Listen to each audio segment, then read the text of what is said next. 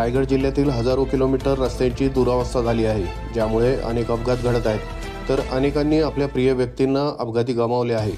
या सर्वाचा आढावा घेत शेकाप प्रवक्त्या चित्रलेखा पाटील यांनी पत्रकार परिषदेतून नागरिकांच्या हितासाठी रस्त्यावर उतरणार असल्याचे म्हटले आहे। खड्डेमय रस्त्यामुळे अपघाताचे सत्र वाढत आहे। या अपघातांमध्ये जखमी होण्याबरोबरच मृत्यू देखील होत आहेत, तर अनेकांना कायमचे अपंगत्व देखील आले आहे। ही समस्या गंभीर होऊ लागली असून खड्ड्यांच्या दुरुस्तीकडे प्रशासनासह शासनाचे अक्षम्य दुर्लक्ष झाले आहे। खड्ड्यांमुळे 1.5 वर्षात सुमारे 300हून अधिक जणांचा मृत्यू झाल्याची माहिती या अनुषंगाने समोर आली आहे।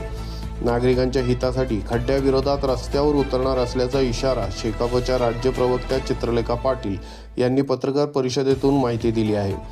मंगळवारी 7 ऑक्टोबरला पेजारी चेकपोस्ट येथे पक्षाच्या वतीने हा रास्ता रोको केला जाणार असल्याचे त्यांनी यावेळी म्हटले आहे।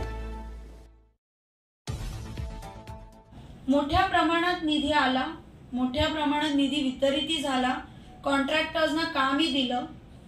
असं दिसलं गेलं की इथले सत्ताधारी काहीही करत नाही। अधिवेशनात या विषयावर एकही प्रश्न मांडला गेला नाही।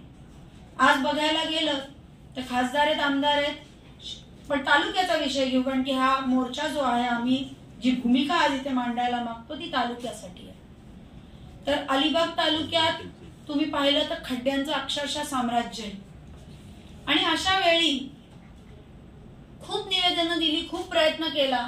आम्हाला रस्त्यावर उतरायचं नव्हतं, मी खरंच सांगते, ही माझी टोकाची म्हणजे पर्याय सोडला नाही म्हणून ही भूमिका घेतो, कारण की मला माहिती आहे की कुठलाही रस्ता रोको केला, काही केला की लोकांना त्रास होतो। पण 2 त्रास मी बघितले। एक त्रास जो आज खड्ड्यांमुळे लोकांना होतोय आणि एक त्रास जो उद्या 1 तासात लोकांना होणार आहे। मला माहिती आहे उद्या 1 तास इथून तिथून जायला लोकांना त्रास होईल, पण या भैऱ्या प्रशासनाला, या भैऱ्या शासनाला जर खऱ्या अर्थाने जाब विचारायचा असेल आणि आपल्या तालुक्यातले आपण खड्डे भरून घ्यायचे असतील तर फक्त आणि फक्त शेतकरी कामगार पक्षाला रस्त्यावर उतरून आक्रमक भूमिका घेऊन ते करून घ्यायला लागेल। हे आमचा काल आणि आज मध्ये निर्णय झाला।